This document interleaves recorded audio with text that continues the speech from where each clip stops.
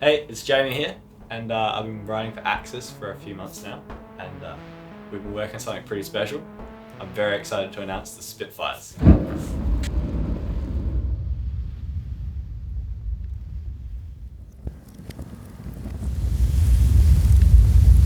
Okay, well here they are, the Spitfires. Keep in mind these are prototypes. They were the final prototypes that Axis came out with, and so yours will look a little different. I think they have the red Axis logo in here, and then the specs along here, which is a bit different to the standard stripes we're trying to all look for when someone's riding past and you go, is that an Axis wing or not? You know. So they'll look a little different. They'll be a bit black, greyed out, all carbon, and they've actually done a little bit of a spray job on these. When you sand them back, they lose a little colour. A bit like in there. It's gone a bit. I scratched it.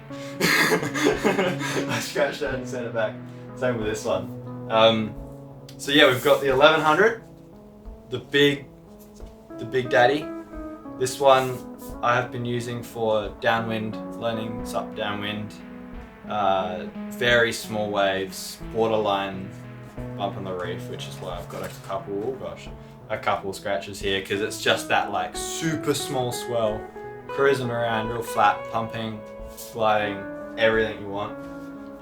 This airfoil that Adrian's been developing, I believe it is the same or similar to the 1201 and the ART Pro airfoils. It is, I believe, a little bit thicker in percentage than the HBS and the old ARTs, but it is a lot quicker.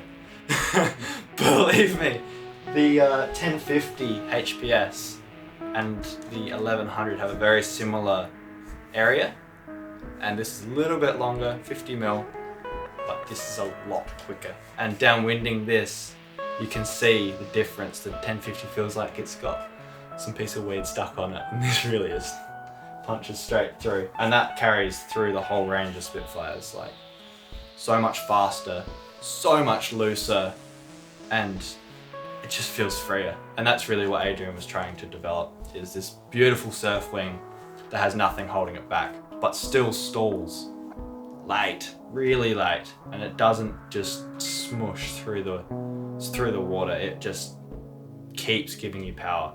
It's really surprising. My favorite out of the range, because I'm only 80 kilos, is the 840 for surfing. What a weapon, honestly. It is so quick, good pump, not excellent pump. It does lose a little bit because I think he's changed the camber line in the leading edge to be a bit quicker rather than have more lift, which is perfectly.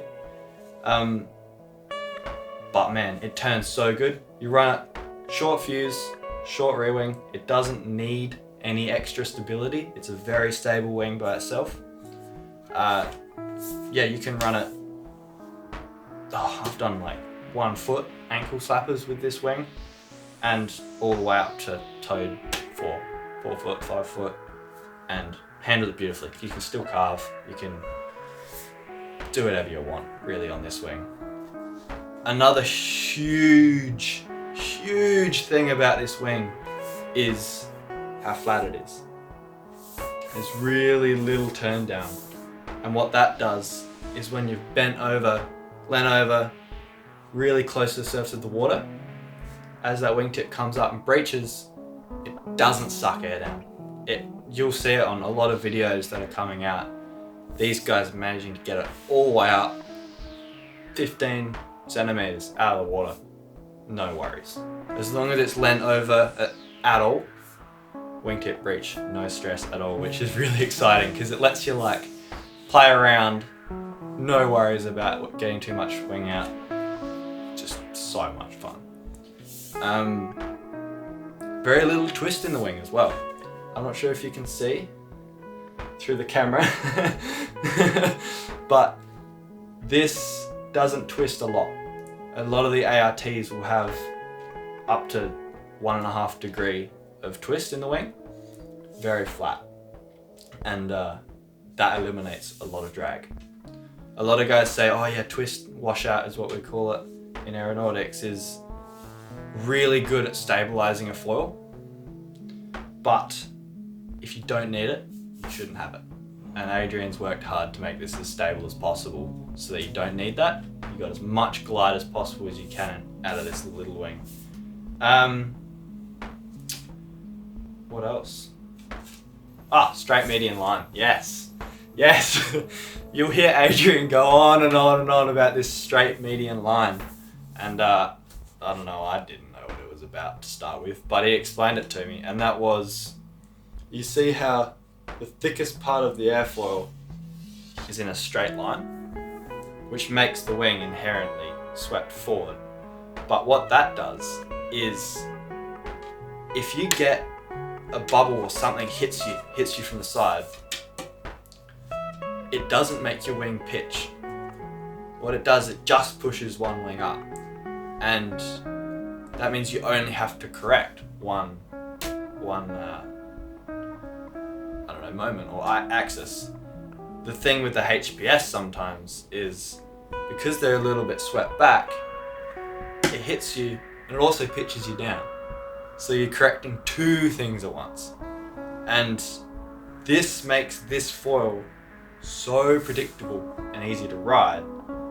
You can look up, you can see what your mates are doing, if they're pumping, if they're sitting around, if they're, you don't need to worry about it, because you know this foil does exactly what you set it to do. It doesn't pitch over on you, it doesn't do weird stuff when it hits bumps, it cuts right through, and it has no worries at all holding in its speed. Honestly, like, one of the fastest wings with this much area. When he gave it to me, he was like, yeah, it's a little wing. And I didn't believe him. I thought it was a big wing because I'm used to much smaller ones. But nah, even though it's got quite a bit of area to it, super quick. It's got a nice chord, so you're not stalling very early. You've got this beautiful wing plan form that doesn't stall until the last minute. You got everything on it. So get out there and get riding.